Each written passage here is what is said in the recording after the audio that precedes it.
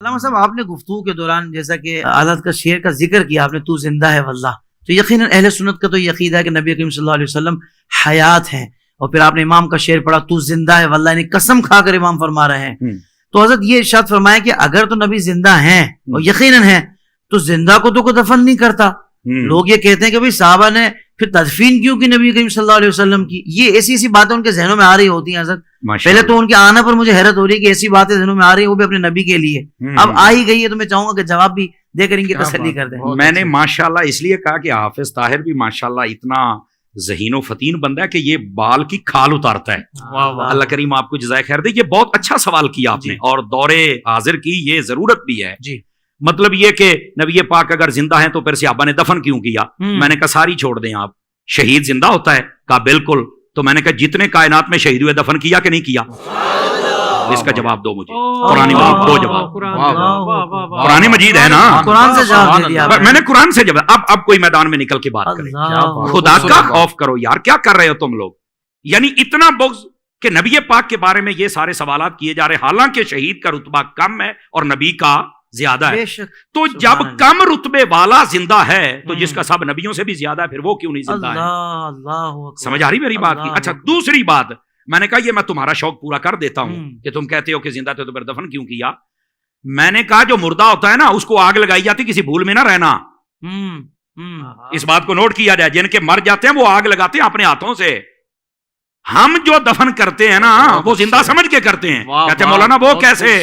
سن لیجئے، اور یار مجھے بتاؤ اگر زندہ نہیں ہے تو قبر میں اٹھ کے سوالوں کے جواب کون دیتا ہے؟ بتاؤ نا مجھے۔ یہ صرف اتنی دیر تک ہی موت کا حکم ہے کہ جب تک سانسیں باندھے ہم نے قبر کے سپرد نہیں کر دیا، اللہ کی رحمت کے سپرد نہیں کر دیا۔ اس نے یہ جہان بدلنا ہے، برزخی دنیا میں جانا ہے، سمجھ آ رہی ہے؟ اور اس کو کہتے ہیں برزخی حیات، یہ بھی میں آسانی کر دوں۔ بہت اچھے، سمجھ آ رہی میری بات کی؟ لیکن یہ کہنا کہ زندہ کو دفن کو نہیں کرتا، یہ تمہیں کس نے کہا ہے؟ میں ایک یہ جو دیہاتی لوگ ہمیں سن رہے ہوتے ہیں تو میں ان کی ایک مثال دے دیتا ہوں، شاید کسی کے کونے کھانچے میں بیٹھ جائے۔ اور میں نے کہا یار بتاؤ، دیکھیں جب فصلیں ہمارے ہاں کاشت کی جاتی ہیں نا، مثال کے طور پر مکئی، ہم جب اس کو کاشت کرتے ہیں تو جب اس کا بیج نکالتے ہیں نا تو ہم پہلے اس کی چھانٹی کرتے ہیں، جو دانے خراب ہوتے ہیں ان کو سائڈ پہ کر دیتے ہیں، جو صحیح ہوتے ہیں ان کو سائڈ پہ کر دیتے ہیں۔ خراب دانوں کو ہماری بولی میں کہتے ہیں مرے مرے نے، تو کہتے ہیں مریا نو سٹ دے ہو، انہاں نو پورن دا کی فائدہ ہے؟ آ جڑے چنگے نے انہاں نو پورو کچھ نکلے گا تے صحیح نا۔